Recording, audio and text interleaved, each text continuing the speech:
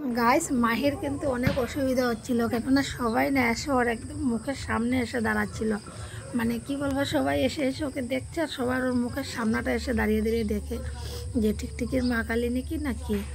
মানে ওই সময় কিন্তু হাসিও কন্ট্রোল হচ্ছিল না, কেন মানুষের যে ওগুলো দেখে রিয়াকশান দেখে কিন্তু খুব ভালো লাগছিল যে মার সাহায্যে ওকে যে সবাই মানে মেনে নিচ্ছিল মা বলে, খুবই খুশি লাগছিল।